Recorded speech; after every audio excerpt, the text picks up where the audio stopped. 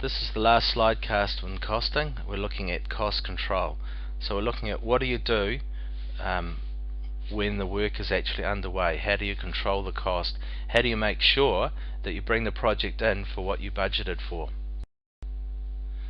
So the cost control system involves the assignment of all job expenditure. So all the costs of labour, plant, materials, subcontractors are all collected and put into a costing system. The purpose is to provide an accurate comparison between what you estimated during the tendering process and what it's actually costing you, what the on-site costs actually are. And it's important that you manage to pick up all costs. And it is also important that it be done on a regular basis. It's not that you do it at the end of the project and say, oh gosh, we really ran over budget there. It's important that you do it regularly so that if something starts blowing out, you realize it and you can start taking action about it. You can't do anything about a cost blowout once the project's finished. You can if you spot it during the contract. You can actually do something about it.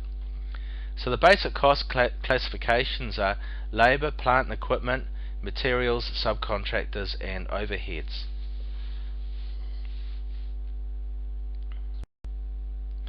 So cost control involves splitting the costs that are used in the schedule. It allows the actual cost to be compared with tender costs. So you record the on-site costs in a variety of ways. So labour is timesheets or daily site sheets. So with timesheets, every worker will, at the end of the day, they'll sit down and they'll say, I worked 4 hours digging the trench, I worked another 4 hours laying grass seed. Okay, and from that you can actually take that time and put it into your system. You multiply it by the labour rate and you determine or labour cost, and you determine how much it cost you. Daily site sheets are usually filled in by the foreman, so the foreman will sit there and say, oh yeah, I had Fred digging a trench for 4 hours, I had Joe doing grassing for 4 hours. So he might sort of take responsibility for his crew and write down what they did. Also on those timesheets and daily site sheets, they'll be writing down what the plant was doing. So they'll say we had an excavator working on the trench excavation for 4 hours, then he went over and he dug a hole somewhere for another 4 hours or whatever. So you record what plant is operating and what part of the work they're doing. So what you're interested in is that you're splitting, you're identifying the work that's done for each work item that's in the schedule of quantities. So if one of the schedule of quantities was for topsoiling, you want to be collecting all of the costs of the work that was done in relation to doing the topsoiling and putting it all into one place. So you can say, well, we estimated it was going to cost this much to do the topsoiling, this is how much it actually cost. You can only do that estimate of the actual cost, or you can only determine the actual cost if you've got all of the costs in one place. If you've got the whole cost of everything that happened in the project, you're not breaking it down into those little bits, those items that you work items. So with the materials, when you order something, you normally write out an order, and you keep a copy of that. When the invoices come in, when they have to pay for the materials, that's another way of recording the cost. And those things should also reference what they're for. So if you're buying grass seed, you should say grass seed for item such and such and such and such, topsoiling and grassing. So you know where to allocate that cost. Subcontractors, once again, it's just like materials, order books. There'll be a formal agreement and invoices. Overheads would be from the supervisor's timesheet. So that would be things like maybe buying tea and coffee for the smoko shed, buying water for the smoko shed, maybe getting the toilets emptied. It might be they need some bolts on site, whatever, overheads. They need to fill the supervisor's car up with petrol. So the on-site records, you gather all of those costs and you enter them into a computer costing system. Normally nowadays they've got these automatic programs. You just record it all the timesheets and everything are recorded electronically, and you've got a computer costing system which lumps it all together, as long as you're putting the information in properly. And it produces a cost report. And what that cost report says is, for each one of these items, for topsoiling and grassing, this is what we estimated, this is how much we've done, and this is how much it cost. It will also go on to say we should have made this much money, we've made this much money. By comparing that, you can say yes, we've made money on this, we've made profit, or no, we haven't done the work to the budget. And if it's halfway through, then you can go along and you can say, well, why has this happened? So it's important that you back those things up, that you find out why something happened. Data collection. As I mentioned, the actual performance needs to be recorded. So the costs are gathered in total for each week. You also need to determine the progress on each item.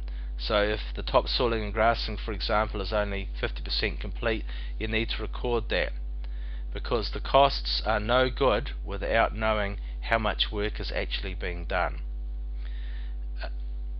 And so by looking at the costs and the progress for each item, you can judge whether it's being carried out as planned, or whether it's doing better, or whether it's doing worse. The cost report sets out the costs and progress to date, predicts the final costs. So you need to say, if this carries on the rate it is, this is how much it's going to cost us at the end. We're either going to make a loss or make a profit.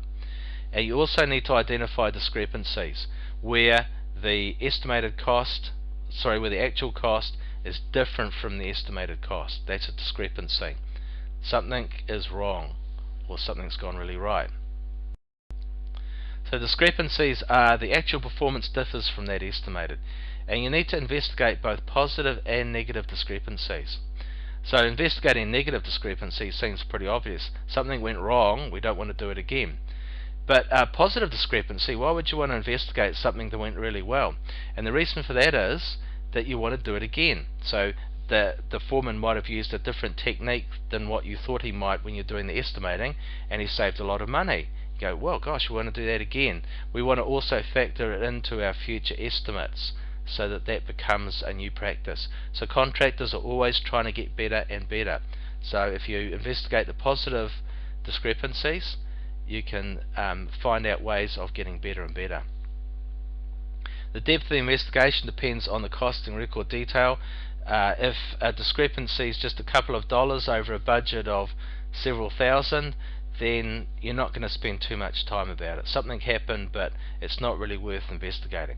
But if it's a couple of $100 over $1,000, then yes, there's something really serious going on, and you need to spend some time having a look at it. Labour and plant. If the estimate is wrong, you need to check your financial records. So is the estimated hourly rate wrong? Have you said that have you estimated that it's going to cost less than what it actually does?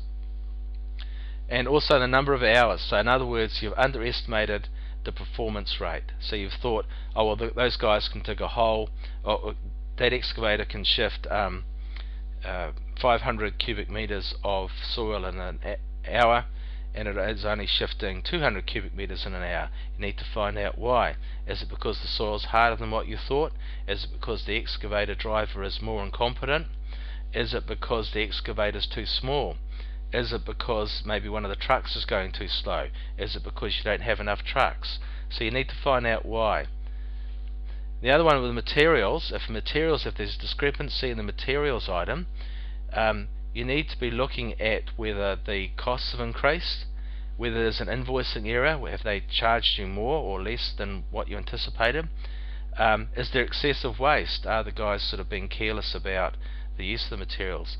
And pilfering, are people stealing from the site? So all those things need to be investigated as well. So cost control is about identifying these discrepancies, and if you identify them, finding out why. And once you found out why, you do something about it.